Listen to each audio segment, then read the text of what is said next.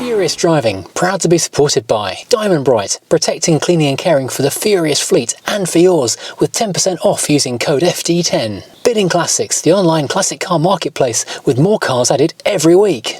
And Lancaster Insurance cover the Furious fleet. They are one of the biggest specialist insurers in the UK, covering all areas of vintage to modern classic cars and motorbikes. Follow the links in the description below. Hello and welcome to Furious Driving, and today it's a melancholy day. It's a sad day because we've bid goodbye to Beryl the Beetle. He's gone to a new home, disappeared into the ether of other car ownership, but we are saying hello to Harry, and you have no idea what Harry's going to be. Now, this is a car that you probably have heard of, but I very much doubt you've seen in a really long time. I've driven one once before, nearly 20 years ago, so it puts it in the time frame of the early noughties. I haven't had an Italian car new on the channel for a while, so that gives us a location. But what on earth is this? Okay, let's move the camera and reveal what Harry is. Still no idea? It's a Fiat Idea. When did you last see a Fiat Idea? Or even think of a Fiat Idea? I'm going to say at least 15 years ago. I hadn't, and I've got one now. So yeah, what do you think? Harry, the 15-year-old Fiat Idea. It's an Eleganza as well, so it's pretty posh. I'll take on a walk around of what we got. So I love Italian cars, and I love a small Fiat. This is very much up my street, but of course it's also incredibly rare. There's 111 Eleganzas left on the road, according to how many left, and about 500 Ideas in total. So it really does fit in with the rest of the fleet and being slightly unusual and being pretty rare to a T. Perfect. It's like a more sensible version of my Alfa 145. So what, I hear you ask, is a Fiat Idea? Well, basically Fiat built this thing from 2003 until 2012, when it's a tiny MPV, which is the perfect solution for families, for town driving, for general use, for everyday cars that don't need to be enormous and just need to get places comfortably. A tiny MPV is the perfect car, it really is. Like estate car qualities in a tiny chassis. Before SUVs came along, MPVs were a thing, and they're actually a very good idea. Anyway, this is built on the second generation Punto platform, so it's really not much bigger than a Punto. So it's a bit taller, a bit sturdier, but it's only 30 centimetres longer than the R50 Mini, which is really tiny by today's standards. This is 3.9 metres long, the Mini's 3.6, so it gives you an idea of how little this thing actually is. But they pack an awful lot into it. So, quick walk around. It is a 5-door, obviously, so it's a proper family car. It's a 5-seater as well. The rear seats slide backwards and forwards to make more or less load space, and they recline if you want comfiness. So it's pretty gosh darn cool in terms of being a big comfortable car to be in, even though it's only a tiny car. It's what I'm going to call half leather. I'm not sure it actually is leather. In fact, I'm 100% sure it's not actually leather, but it's got pretty swanky seats with rather lovely embossed pattern in there. So all good in terms of space. Climbing in the back, people say they like SUVs because they're tall to get into. This thing, I'm virtually stepping up into the back of it because it's got like grandstand seating in a Land Rover Discovery. So you, in the rear, you look over the top of the people in the front. Brilliant. Kids don't get car sick. Great view out. Loads of room. Oh, did I mention it's got a pandemic roof as well? Twin pandemic roof. How good is that? This car has everything. On the floor here in the centre is also almost completely flat, so the middle passenger hasn't got a big hump to sit on. And there's a cup holder and a power outlet here in the middle. Wow. Now, because it's a tall car, the tailgate is absolutely enormous, which is great if you happen to be out and about for the day and need to take shelter to have a cup of tea or something, or to load your luggage. Look, enormous boot space, like a giant umbrella you can shelter underneath the thing. The previous owner did say that a couple of the tyres are wearing a little bit low on the inner edges, so he chucked in a pair of Firestones he had in the yard, which is great. The boot though, well, you can see how big it is. There's room for 2 Firestones, and that is with the seats pushed all the way back. So yeah, again, super practical. I wonder if we can actually get our dog cage in the back of this. I'll have to try that later. So if we look under the bonnet of my new car, we do have something a little bit interesting. You know the Fiat Panda 100, that real kind of fire-breathing, exciting, tiny hot hatch of joy, which is the car I'd actually love to have. Anyone wants to swap this for a Panda 100, I'll be very much up for that. We have got the Fiat 1.4 fire engine in 16-valve form. This is just shy of 100 horsepower. So this is the 100 HP engine here in this tiny little MPV. So that's pretty cool. It also means it gets 40 plus to the gallon, and it's Euro 4, so it's ULEZ. This car is getting better and better. And the interior on this thing is really very clever indeed. It's like it's been designed with the intention of making it as super practical, super comfortable, not really giving a monkey's what convention is, just doing whatever is most suitable really to everything that they want to do. So we've got big instrument binnacle in the centre, like on the 500 we've got a gear shift in the middle, we've got glove boxes on top on both sides, so that's kind of useful, with dishy areas underneath there. We've got a shelf underneath here for stuff, we've got little cubbies there, we've got buttons all over the place actually, and we've got lots of cup holders, and we've got lots of storage. We've also got the highest ceiling you've ever seen, lots of elbow room, got opening sunroof here at the front, got blinds front and rear, twin lights up in the roof. This car's got so much practicality. Let's take it for a little drive because it's just great. It's quite nice to be in a small, nippy Italian car for a change. A bit different to what everything else on the fleet is really.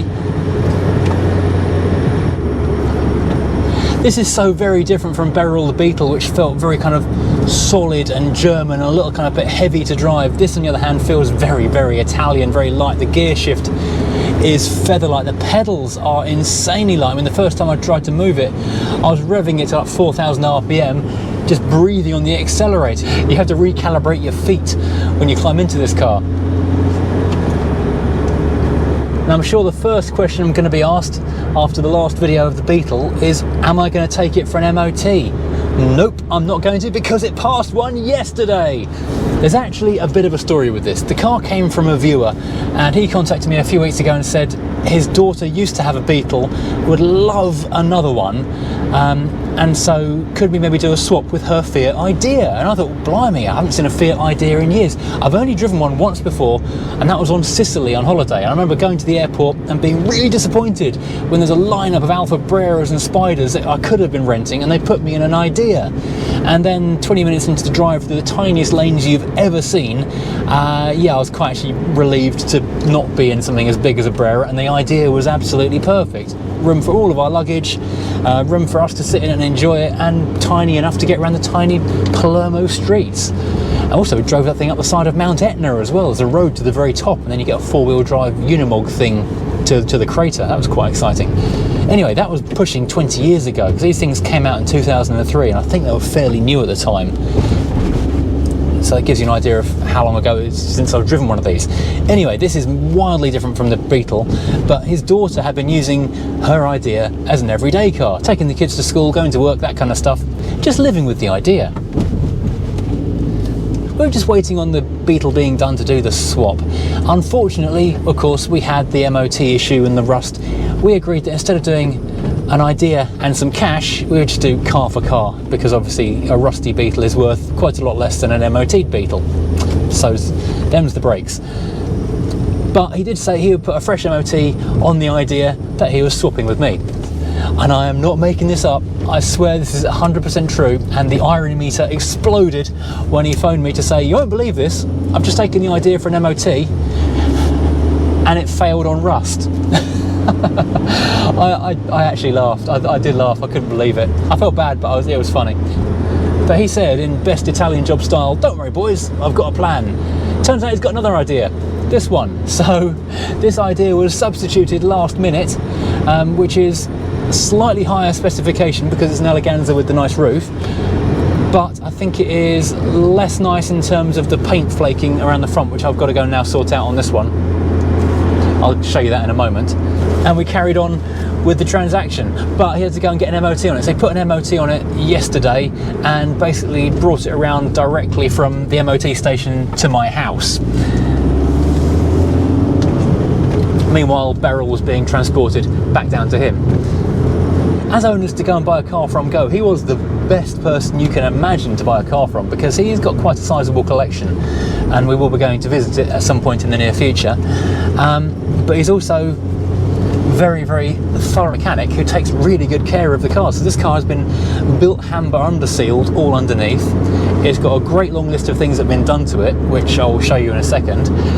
Fresh MOT as of yesterday, so that's nice. So yeah, basically it's a really good car.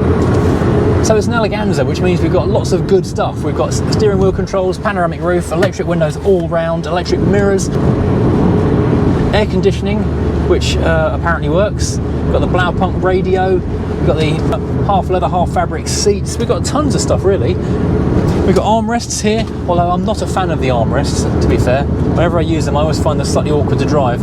And generally, it's in really good condition. This one, as I say, built hammer undersealed, not rusty. Hasn't rusted in its life by all accounts, so that's good. And then it's got things like the city button, so normal power steering. It's fairly steady, it's got a bit of weight to it, it's normal. Hit the city button, and oh my gosh, suddenly it's like the lightest thing in the world. It's ridiculous. Indicator up there, but you don't really need it because basically you can steer with one finger. Whee!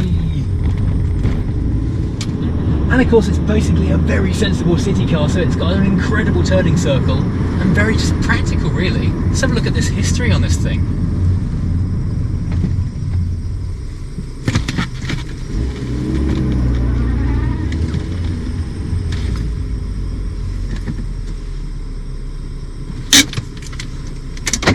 So it's got everything with the car. It's got 2 keys, it's got a book pack, it's got receipts, it's got MOTs, it's got tons of stuff. In the last year though, in the last couple of years, the previous owner has put on a bottom engine stabiliser. It's got 4 new coil packs, which cost £106. It's got new spark plugs, it's got front and rear wipers not long ago, rear brake shoes, exhaust mounting rubbers, rear dampers done on the back to 70 quid.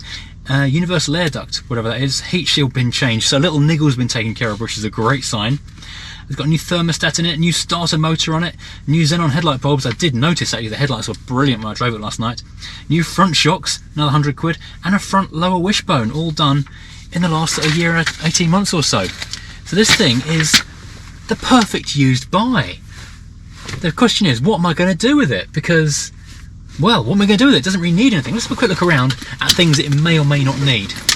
So let's take a little look around the outside of the car and see what we're looking at, what we're dealing with. So it is an Eleganza. That means we've got the alloy wheels, we've got the trim details, we've got the body colour bits and bobs. It's quite curious, we've got these little A-post windows, but like on a Zafira that has them, I think, and the Aguila from Vauxhall gives you a bit of extra lookout space. Likewise, we've got C-post windows back here as well. It makes it really light and airy inside the car. It's a lovely metallic blue, looks fantastic. The wheels are in great condition.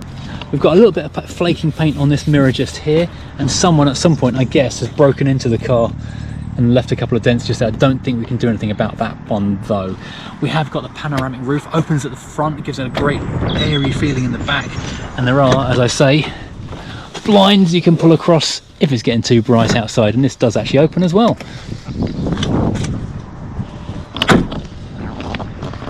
At the front, we've got more peeling lacquer here on the bumper, so I'm going to have to look at doing a little bit of paint on here if I can, to repaint and re-lacquer that, make that look a bit prettier.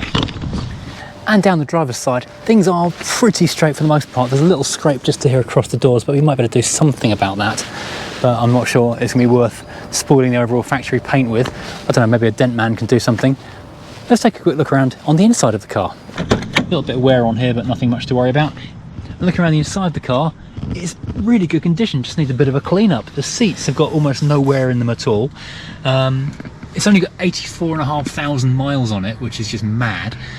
We've got a bit of wear on the volume control, nothing I can do about that one. The gear shifter is worn as well, but I might better replace that. But generally everything else just needs a bit of a tidy up, just a bit of a deep clean.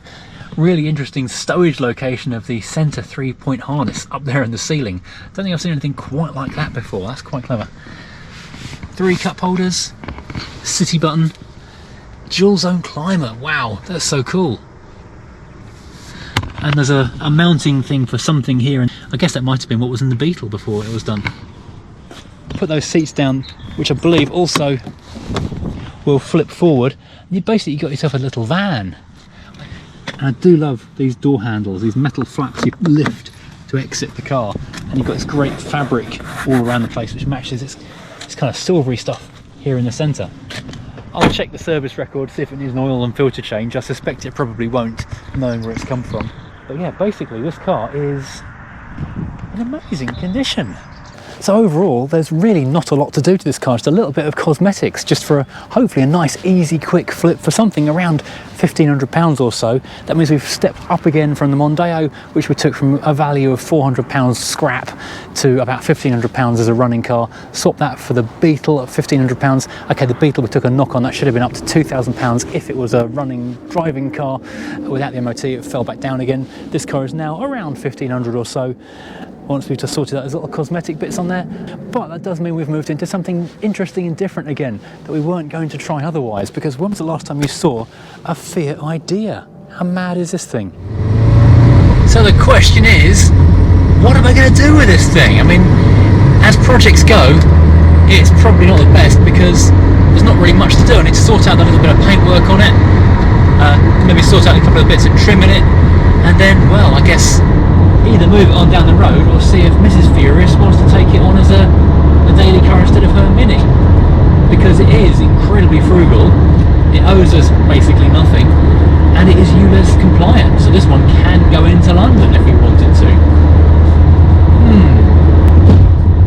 The question is whether or not the dogs will fit in the back, because they've got a dog cage, and whether or not she will put up with not having heated seats, because that's one thing I haven't found in here, and that's one thing she does quite like.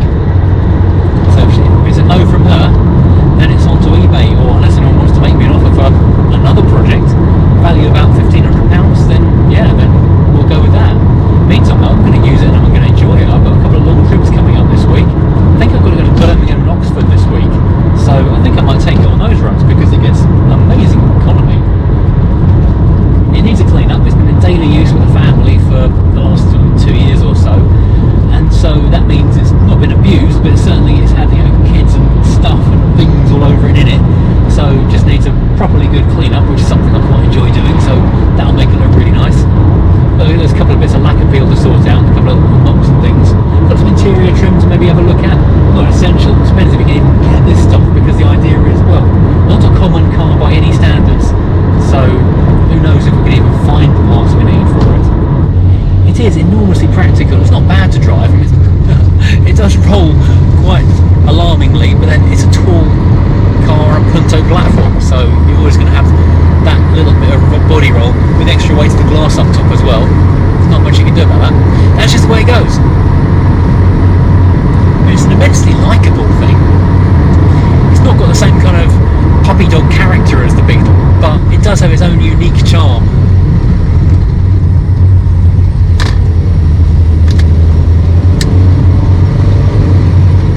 Tell you what though, and one thing that does mean it fits very well in the Furious fleet is it is a rarity. Looking on how many left last night, there are, I believe, 111 Eleganzas left on the road, which is not much more than some of my more, you know, properly classic rarities. So that's a bit of an odd one for such a modern car. I mean, all told, in all trim levels on that site, there was about 500 cars in total, which is nothing. So yeah, we've gone for the rare aspect on this one. So let me know in the comments what you think of this. Was this a good move, do you reckon, changing the Beetle, which it turns out was rusty, for a very, very solid indeed, very well maintained little Fiat? Am I completely barking? Do you want this? Am I going to struggle to sell it? Do you want it yourself? Who knows? It is a bit of a curiosity. I've told various people I was getting it, and the reaction has been varied from, oh gosh, one of those, to what's one of those? So even people looking at the thing stood next to me have gone, what is it? So that might be against it. But on the other hand though, someone wanting something a bit different but needing to move a family around and not wanting an SUV, because an SUV is not the best solution for a family car. This car is the size of a Punto and it's got a ton of space in it. It was replaced by the Fiat 500L, which is a much bigger, blobbier, taller SUV thing, ugly as sin in my opinion, with absolutely no space in it. And this gets better economy and is, I think, better to drive as well. So yeah, that was definitely a backward step, although they shifted a ton of them, but then people buy Nissan Dukes as well, so what do I know? Let me know what you think in the comments, and thank you for watching. As always, like and subscribe, you know the drill, and we'll see you again next time, well, either driving something completely different or doing a bit of fiddling with this thing. Certainly I'll do a video of driving this thing somewhere else.